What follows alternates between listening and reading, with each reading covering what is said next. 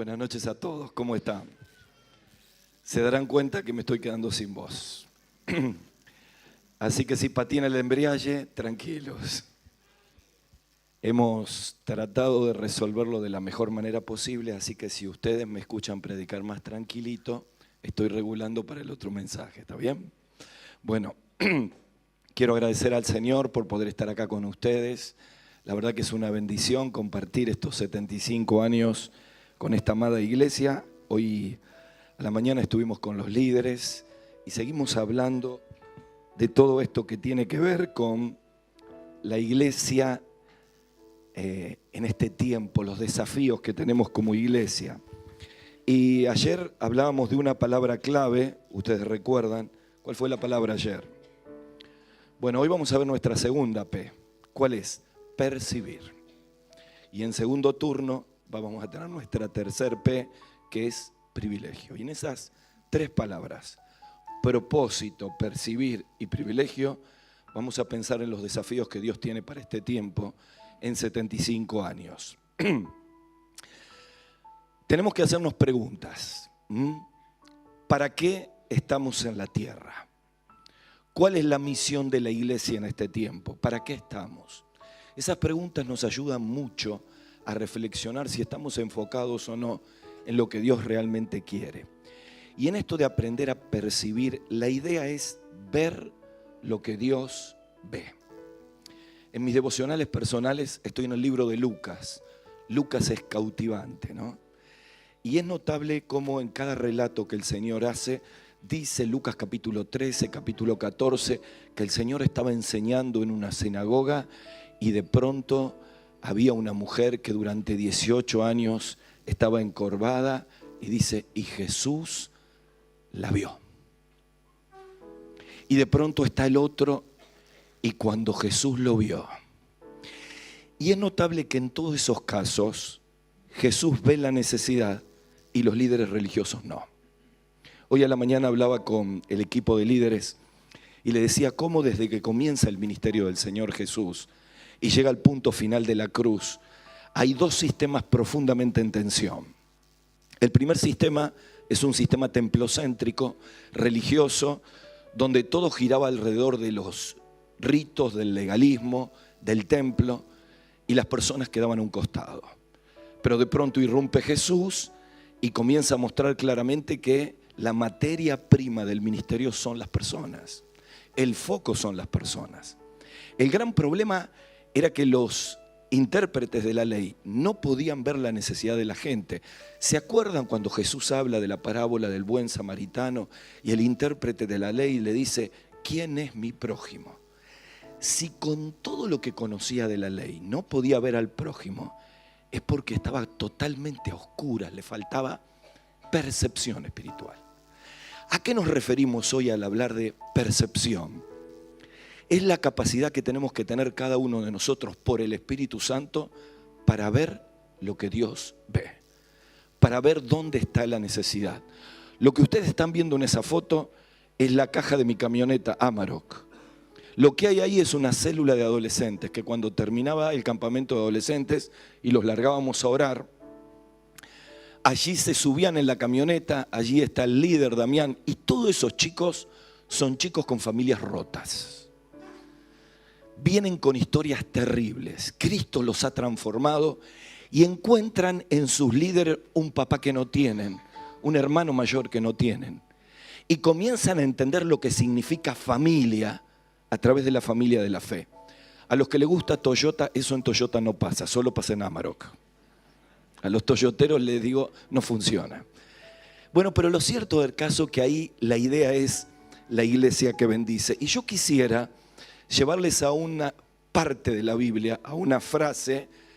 A ver, otra vez me peleo con esto. Ahí está. Y la frase es esa: misericordia quiero y no sacrificio. La foto que están viendo ahí a la izquierda es Joselina, es una de las líderes de preadolescentes. Los dos niños que están ahí son chicos judicializados. Él se llama Juanjo y ella se llama Dalma. Por alguna razón que yo no sé, pero Dios sí, enfrente de nuestra iglesia hay una casa donde el Ministerio de Bienestar Social alquila para familias con problemas de adicciones. Y esos chicos estaban allí. Su mamá estaba con prisión domiciliaria y una tobillera electrónica. Podía estar allí porque era mamá y tenía hijos. Y los niños empezaron a venir a la iglesia. Cuando ese chico venía a la iglesia, literalmente era un animal. No había forma de calmarlo. El amor y la bendición de todos sus maestros preadolescentes, de escuela dominical, de escuela bíblica, hicieron que vaya cambiando profundamente, y es maravilloso cómo él se fue transformando. Cuando cumplió la condena y fue libre, lo primero que hizo la madre es volver a robar. Así que la metieron en prisión. Y los chicos quedaron a la deriva. Nadie les daba de comer. La abuela que tenía no era su abuela. Así que un día llegó a la reunión y en la oficina estaban los líderes y los pibes tenían 40 grados de fiebre. Como son chicos que están judicializados, nosotros no podemos, tienen que ir los familiares para llevarlos al hospital de niños. Y nadie se ocupaba, no comían. Así que decidimos con la iglesia cocinarles todos los días a esos 3 niños y comer en la iglesia. A mí y a mi esposa nos tocaba los domingos a la noche. Después de terminar el culto, nos sentábamos a comer con ellos. Lo primero que hacía Esther es enseñarles a sentarse en una mesa, porque no estaban acostumbrados, nunca lo habían hecho. Comían saltando, parados. Y si bien tuvieron que pasar instancias judiciales, cuando estos chicos no estén más, yo estoy seguro que cuando sean adultos, si el Señor no viene antes, van a pensar, hay un lugar donde yo conocí el amor de Dios. Ver lo que Dios quiere que veamos. Y la frase allí, misericordia quiero y no sacrificio, es la frase que nos lleva el Espíritu. Está 3 veces en la Biblia, Mateo capítulo 12, Mateo capítulo 9 y Oseas capítulo 6. Jesús la repite 2 veces y el profeta Oseas también. Y en cada vez que aparece, encontramos una pista de cómo ser una iglesia que bendice. Cómo ser una iglesia que ve lo que Dios ve. Cómo entender dónde tenemos que poner los ojos y qué espera Dios de nosotros. Y en este conflicto entre los religiosos y Jesús, vamos a ver que el centro son las personas. Vamos a ver 3 aspectos. En primer lugar, para ser una iglesia que bendice, tenemos que convertirnos en canales amorosos. Ya le voy a explicar qué es esto. Eso está en Oseas capítulo 6. ¿Qué significa ser canales amorosos? Experimentar en nuestra intimidad la misericordia de Dios. El doctor Pentecost en el comentario dice: ningún ser humano tiene capacidad para fabricar misericordia o compasión. En el mejor de los casos somos solidarios. La misericordia es un atributo de Dios y es un atributo comunicable como el amor de Dios. Y la compasión solamente la podemos recibir y experimentar de Dios para poder concederla. Este es el primero de todos los pasos y allí nos convertimos en canales amorosos. Segundo, citas divinas. ¿Cómo percibir la necesidad? Mateo capítulo 12. Y finalmente, comisión desplegada, y eso está en Mateo capítulo 9. Vamos a la primera, canales amorosos. Mirá Gabrielito quién está ahí. Lo conocés, ¿no? Allí está el pastor Miguel Monese, nuestro pastor fundador. Allí está Edgardo Jaime, misionero nuestro, encomendado a la obra misionera en marzo. Está en Gobernador Gregores, provincia de Santa Cruz, casi 3.000 kilómetros de acá, fundando iglesias. Y lo que tienen allí son esos niños, donde ellos están experimentando y mostrándole que en la iglesia somos una familia de la fe. ¿Y qué dice allí en Oseas? Bueno, en los versículos de Oseas capítulo 6, los 6 versículos son el típico caso de la poesía hebrea. ¿Qué característica tiene la poesía hebrea? Que el hablante cambia sin darte aviso. Los primeros 3 versículos habla Israel y hablan de los holocaustos, de todo lo que hacen, y los segundos 3 versículos habla Dios. Y yo te voy a leer los segundos versículos donde habla Dios, Oseas capítulo 6, versículo 4. Responde Dios: ¿qué haré de ti, Efraín, tribu dominante del norte? ¿Qué haré de ti, Judá, reino del sur? La piedad de ustedes es como nube de la mañana y como rocío de la madrugada que se desvanece. Por esa causa los corté en medio de los profetas, con palabras de mi boca los maté, y tus juicios serán como luz que sale. Porque misericordia quiero y no sacrificio, conocimiento de Dios más que holocaustos. ¿Qué está pasando aquí? Bueno, la trágica historia de Oseas y Gomer, que Dios permite que ocurra para darle un mensaje al pueblo por lo infiel que era, que una y otra vez mantenía un montón de ritos y se olvidaba de bendecir al prójimo y de amar a Dios y volvía al paganismo. Y en medio de ese ejemplo comienza este diálogo entre Dios e Israel, y Él le dice: todos los holocaustos que ustedes están ofreciendo, todos los ritos religiosos, no me interesan. Y uno dice: pero ¿cómo? ¿Quién instituyó los holocaustos? No los instituyó Dios, claro. Pero habían perdido completamente el espíritu de lo que hacían. Estaban centrados en que las cosas estén ordenadas y se olvidaban completamente de las necesidades de los otros. Entonces, como Dios está totalmente en desacuerdo, aparece la frase: misericordia quiero y no sacrificio, conocimiento de Dios más que holocaustos. La palabra misericordia es una palabra de origen latín compuesta: misere, cardio, miseria, corazón. Es la capacidad que tiene uno de empatizar, de acercarse con el corazón al dolor y a la miseria de los otros. Y aquí precisamente lo que está diciendo es que el conocimiento de Dios es la pista por la cual uno puede experimentar la misericordia de Dios. Yo le quiero decir algo a todos ustedes: el motor de la compasión siempre es Dios. No hay manera que podamos ver y actuar como Dios espera, a menos que en la intimidad experimentemos su inmensa misericordia. La parábola del hijo pródigo, o la parábola del padre misericordioso, cuando él corre a abrazar a su hijo cuando vuelve, es un ejemplo de la inmensa misericordia de Dios con cada uno de nosotros. La Biblia enfatiza la gigantesca misericordia de Dios. El Salmo 57:10 dice: porque grande hasta los cielos es tu misericordia y hasta las nubes tu verdad. La misericordia de Dios es la base de nuestra salvación. Tito capítulo 3 versículo 5 dice: nos salvó no por obras de justicia que nosotros hubiésemos hecho, sino por su misericordia, por el lavamiento de la regeneración y por la renovación del Espíritu Santo. Su misericordia es la base de nuestra restauración cuando pasamos momentos difíciles de la vida. Segunda Corintios capítulo 3 dice: bendito sea el Dios y Padre de nuestro Señor Jesucristo, lo podríamos decir de memoria, Padre de misericordia, sí, Dios de toda consolación.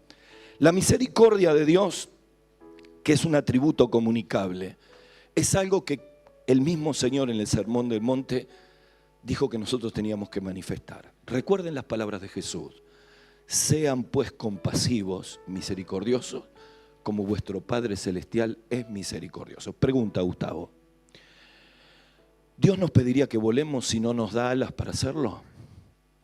¿Cómo ser misericordiosos como iglesia? ¿Qué Él espera cuando salimos de este lugar y Dios nos presenta necesidades? Solamente experimentando cada día su misericordia.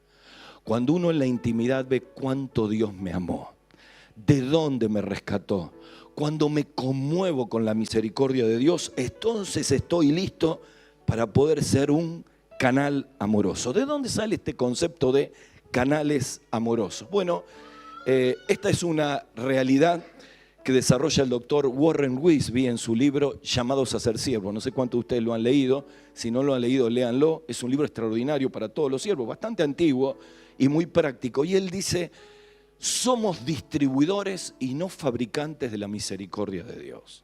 ¿Qué quiere decir esto? Que cada cristiano es un canal amoroso. Es la manera por la cual la misericordia de Dios llega para salvación, para restauración y para bendición de las personas. A ver que si se lo puedo graficar. Haz de cuenta que usted tiene un tanque de agua lleno, pero cuando va a abrir la canilla salen gotitas. ¿Qué pasa? Hay una obstrucción. ¿Sí? Y usted entonces se sube, va arriba, levanta la tapa, mira y dice: pero el tanque está lleno. Y abre la canilla y está obstruido. ¿Qué tiene que hacer? Quitar el sarro, tratar de destapar la cañería, y cuando se destapa y abre, esa es la idea.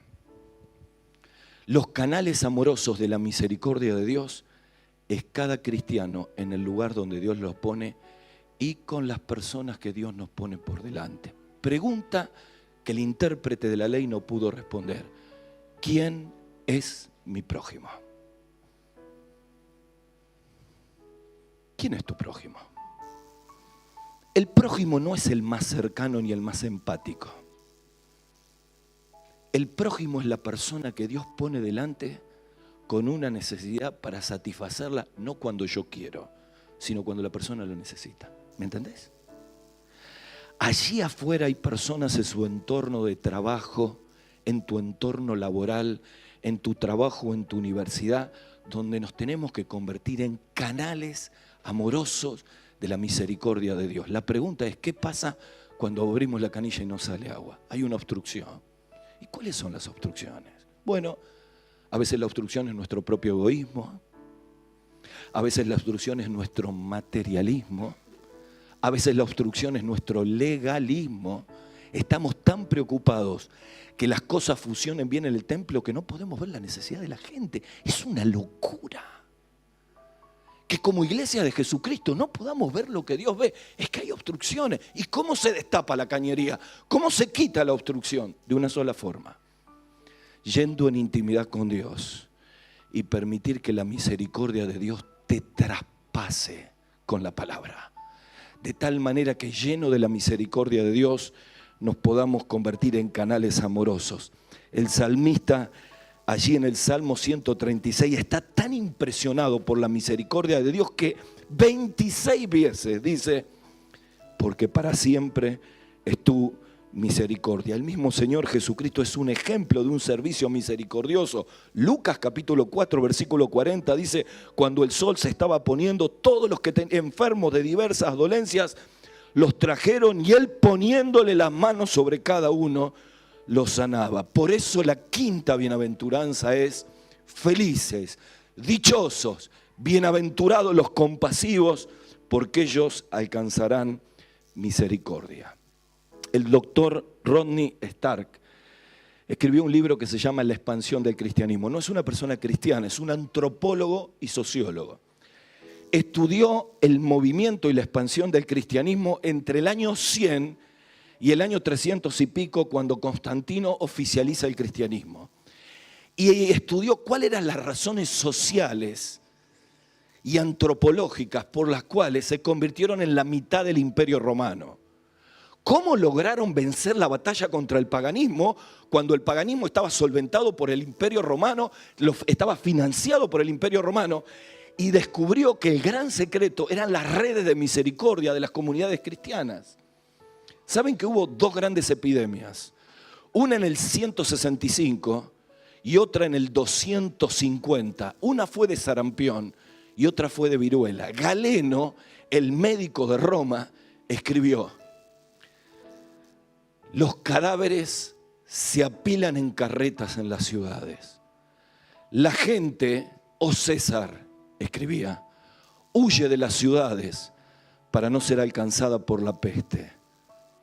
Los únicos que se quedan son los cristianos. Están dispuestos a atender a los enfermos y mostrarles una compasión inédita. ¿Por qué lo hacían? Porque la misericordia de Dios lo había traspasado. Amada iglesia de Jerónimo del Barco, amada iglesia de Santa Fe, queridos hermanos, no necesitaremos ser traspasados por la misericordia de Dios.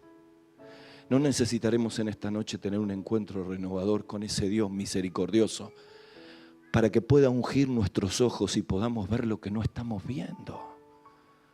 El dolor de la gente, la necesidad de Cristo, el prójimo que Dios pone delante.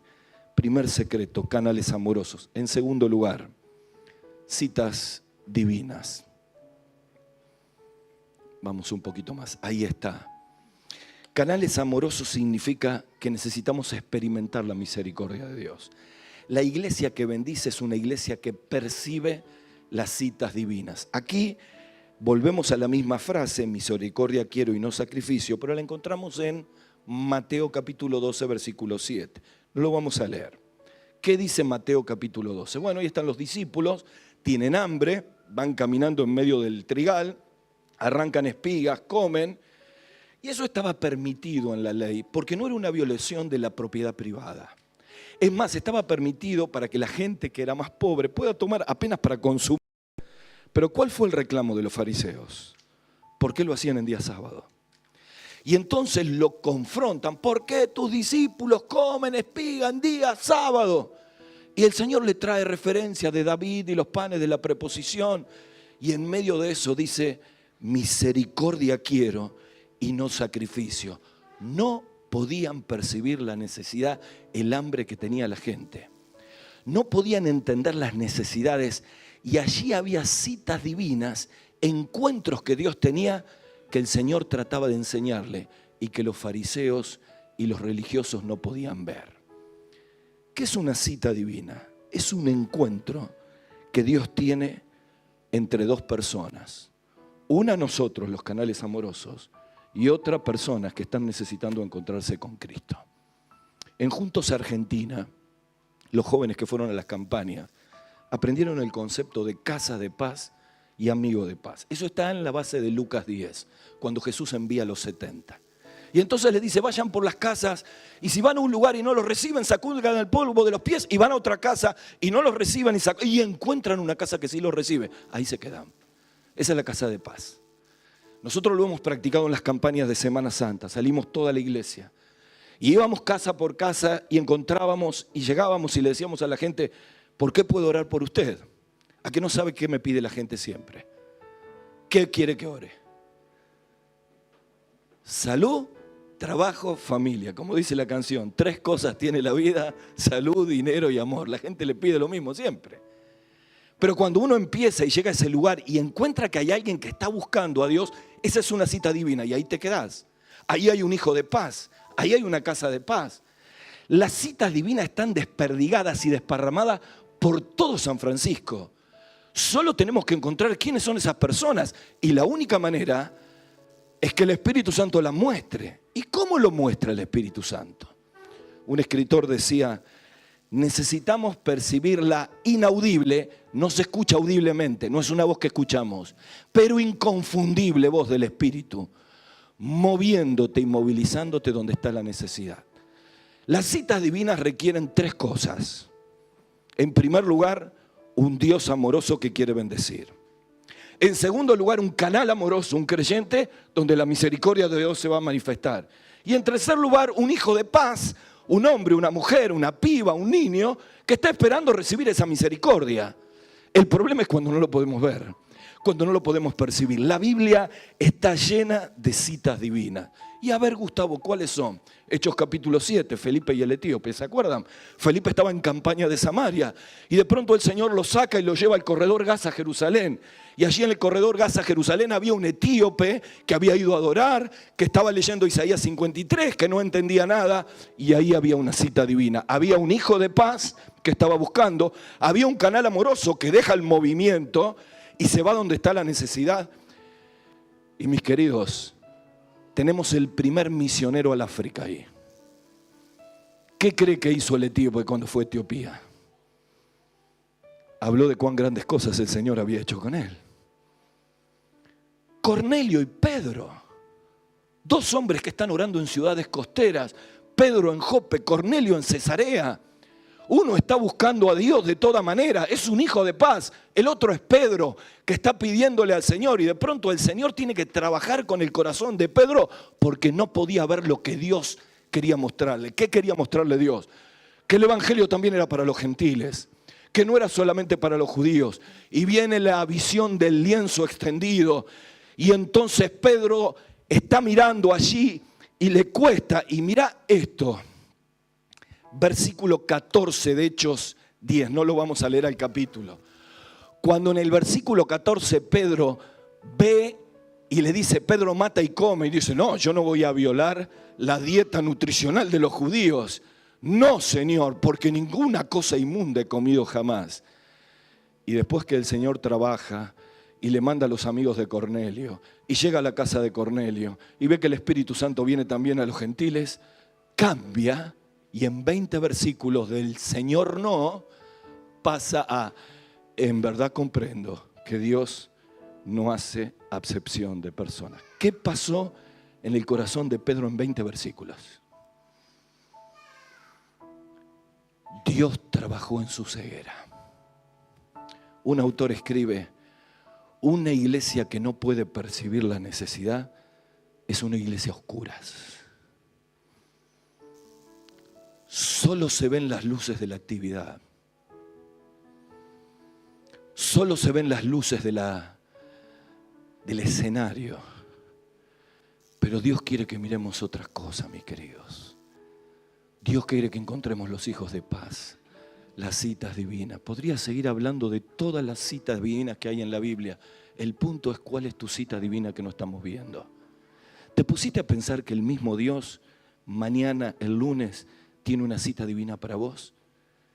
Solamente tenemos que estar en el Wi-Fi de Dios conectados, orando y pidiéndole. Te tenés que levantar a la mañana y cuando haces tu devocional le tenés que decir a Dios: Señor, ayúdame a ver la cita divina de hoy. Y quizás sea la chica que va a limpiar a tu casa. ¿Nunca te pusiste a pensar? ¿O crees que esa piba no tiene vida? Quizás la persona con la cual estás haciendo el tratamiento al lado en un hospital, o pensás que esa persona no tiene vida. Quizás el contador o el abogado que te atiende. Nosotros por una cuestión de empresa estamos continuamente con personas así y uno los mira a nivel profesional, a nivel empresarial, pero basta que de pronto el Espíritu nos muestre en la conversación que aparece una necesidad, no importa quién es un hombre y una mujer con luchas, con problemas y que necesita a Cristo. ¿Qué nos está costando ver las citas divinas? ¿Sabes? Cuando uno empieza a percibir las citas divinas, empieza a darse cuenta que lo más importante de la iglesia no es lo que ocurre el sábado y domingo, sino lo que ocurre de lunes a viernes. Yo los quiero desafiar en el nombre del Señor. Permítanme hacerlo de todo corazón. He experimentado los milagros de las citas divinas.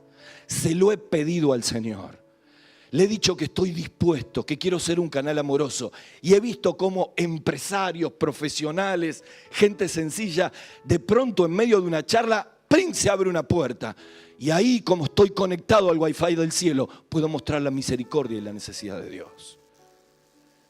Necesitamos entender que somos canales amorosos. Necesitamos entender y percibir las citas divinas. Final, necesitamos saber que la iglesia que bendice es una iglesia que desarrolla la comisión desplegada. Ya no Oseas 6, ya no Mateo 12, ahora Mateo 9. Otra vez la misma frase, pero el contexto es diferente. ¿Cuántos de ustedes vieron la serie de Chosen? Está en Netflix, levante la mano. ¿Cuántos vieron Envidiosa? ¿Cuántos vieron El Eternauta? Levante la mano. ¿Cuántos vieron El Eternauta? No. ¿Vos viste El Eternauta? ¿Y The Chosen lo viste? Bueno. Hay una imagen en The Chosen, yo les recomiendo que la vean. Entiendan que es una serie, no vengan con que está fuera del libreto, coach. Es una serie. ¿Está bien? Bueno. Jesús va caminando, ¿no? Y mientras va caminando, Mateo está a la derecha en una casilla de Capernaum recaudando impuestos. Y Jesús va caminando por los discípulos y hace así en la escena. Camina, vuelve, Mateo lo mira detrás de las rejas, es impresionante. Se le para y le dice: Mateo, hijo de Alfeo, sígueme. Y él queda blanco. Y le dice: ¿yo? Sí, vos. Y Pedro le dice: ¡eh! Es un publicano. Y esto no está en la Biblia. Es una serie, de nuevo. Y le dice: anda acostumbrándote a esto. Y sale y el romano lo quiere retener y él dice: yo me voy con el maestro.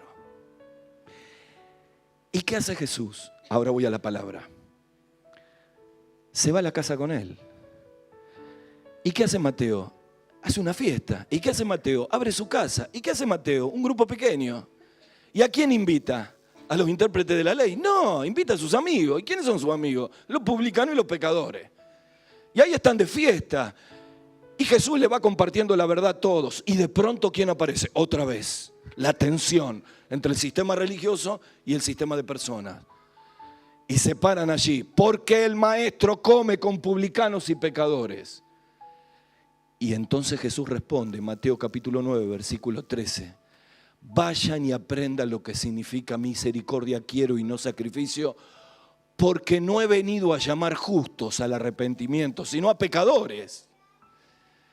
La iglesia que bendice es una iglesia que muestra misericordia, pero el punto final de esa misericordia es la redención del perdido, es la salvación de las personas, es el cumplimiento de la gran comisión, es hacer discípulos que hacen discípulos. De eso se trata la iglesia que bendice. Hace unos años me invitaron en la escuela evangélica a hablarle a todos los maestros. Y me dicen, necesitamos recuperar la visión, Gustavo, porque la labor educativa a veces te saca de objetivo, de enfoque. Así que cuando estábamos con todos los maestros y compartimos la palabra, les dije, queridos docentes cristianos, cada aula es un campo misionero. Cada niño es una cita divina. Y detrás de cada niño hay una familia con la cual vos como maestra, como profe, cuando estás con ellos, podés llegarles con la palabra. Y no ocurre en la iglesia, ocurre de lunes a viernes en el aula. Enfermeras que están acá, médicos que están acá, visitadores médicos, gente que trabaja en salud. ¿Dónde se cree que están las citas divinas? En los contactos que ustedes tienen. Pero aquí hay operarios, gente que trabaja en fábrica. ¿Dónde cree que están las citas divinas? En la fábrica. Necesitamos entender que la iglesia que bendice es la iglesia que sale. Yo se lo digo todos los domingos a la gente. Lo importante no es lo que hacemos acá. Lo importante es lo que hacemos cuando nos vamos de acá. Conclusión. Estamos en tiempo. Me quedan 3 minutos. A ver, ahí está. Dice Romanos capítulo 5, versículo 20, cuando abundó el pecado, sobreabundó la gracia. ¿Qué hay ahí? Es la imagen de un hombre en un bar. Y con esto le quiero representar el testimonio con el cual termino este mensaje. Cuenta la historia que un hombre que había salido del alcoholismo va a hablar con su pastor. Y le dice, pastor, ¿cómo extraño la mesa del bar? No me diga que volviste a tomar. No volví a tomar. Pero ¿cómo extraño la mesa del bar? ¿Pero qué pasó? ¿Te están llamando los amigos para volver a tomar? No tomé, pero ¿cómo extraño la mesa del bar? ¿Y por qué extrañas la mesa del bar? Porque en esa mesa contaba mis fracasos sin que nadie me juzgue. De nuevo, en esa mesa contaba mis fracasos sin que nadie me juzgue. En Mateo capítulo 9 había una mesa de la gracia donde toda esa gente contaba a Jesús sus fracasos y la gracia del Señor sobreabundó. Le dije a mi iglesia, yo quiero que mi iglesia sea la mesa del bar. ¿Me entiende?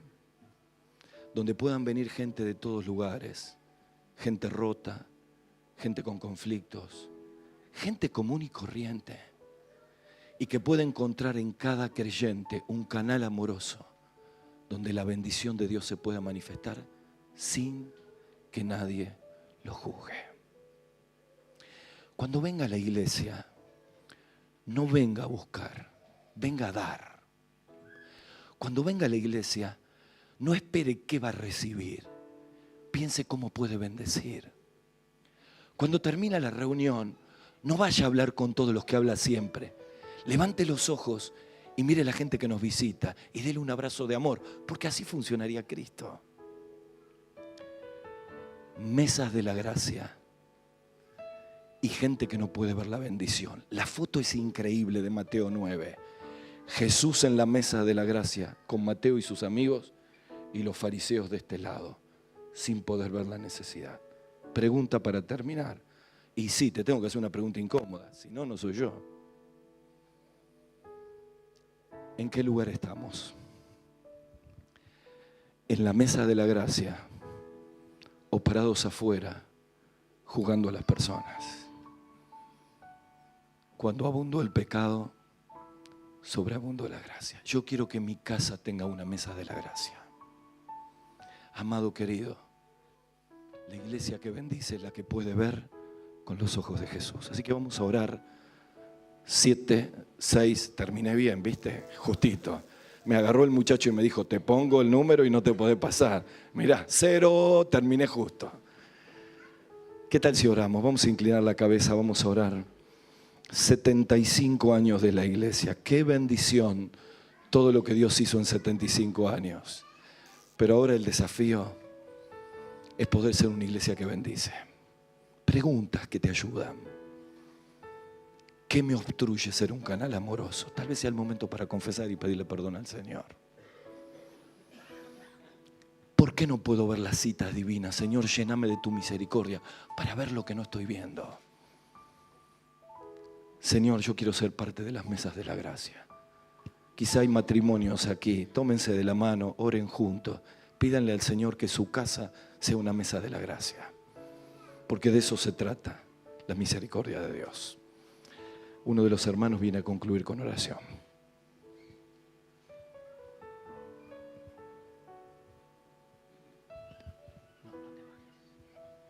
Padre nuestro, una vez más quebramos nuestro corazón delante de ti. Una vez más te decimos perdónanos, porque seguro cuando mirás mi corazón hay cosas que cambiar. Señor, danos esa compasión por el necesitado, por el perdido. Señor, que se nos mueva las entrañas cuando vemos al invisible, a los invisibles de la sociedad, Señor, que pasan a nuestro lado, pero ahí pedimos que tu Espíritu abra nuestros ojos, no solo para verlos, sino para que mueva nuestro interior y a entender lo que tú hiciste con nosotros. No solo con el mensaje, sino con el abrazo que necesitan, con el cuidado, con el amor, que solo un hijo de Dios puede dar. Señor, transfórmanos en forma individual, pero también colectivamente como iglesia. Lo necesitamos, Señor. Ese clamor de corazones que te dicen, Señor, queremos ser una iglesia relevante hoy, en este tiempo, en estas necesidades, en esta cultura que estamos viviendo. Ayúdanos, Señor. Te necesitamos. Gracias por tu palabra, Señor, que no quede allí en palabras bonitas que incomodan. Llévanos a la acción, Señor, urgente. En el nombre de Jesús. Amén. Amén. Antes de tomarnos el break, queremos recordar que esta reunión se está filmando, se está pasando en las redes. La próxima reunión que vamos a tener también se va a proyectar en las redes, pero Gustavo tiene que volver a Santa Fe, así que queremos orar por él, te queremos dar gracias como iglesia, porque realmente cuando el Señor puso en el corazón invitarte o proponerte la invitación, estamos expectantes con el mensaje que vendrías. Y realmente entendemos qué es lo que estábamos necesitando. Así que fue palabra de Dios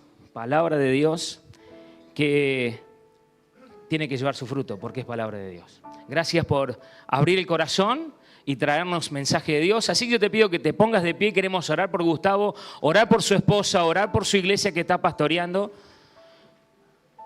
para que el Señor siga bendiciéndolos, sosteniéndonos y sigan siendo una iglesia relevante como son. Padre, gracias.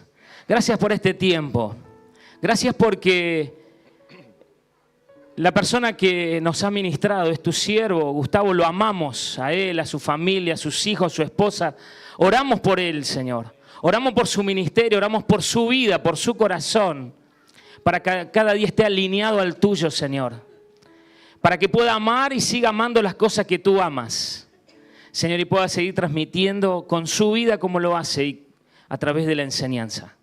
Señor, oramos para este viaje de regreso, que lo cuides, Señor, que lo acompañes. Pero bendice también su ministerio allí en Santa Fe, su iglesia, Señor, a su familia espiritual. Señor, sostenelos y que la obra de Dios, el reino de Dios se siga extendiendo en todo lugar. Te lo pedimos en el nombre de Jesús. Amén, amén. ¿Pueden tomar asiento? Tomen asiento. Bueno, vamos a simplemente decir que tenemos, como siempre, un break de 10 minutos. El conjunto, cuando empiece a sonar la música, nos acercamos. Vamos a tratar de dejar los mejores lugares para los amigos que puedan visitarnos en esta noche, porque la próxima reunión es de evangelización. Vamos a predicar el Evangelio. Gustavo va a predicar el Evangelio. Por eso, quizás, como decimos...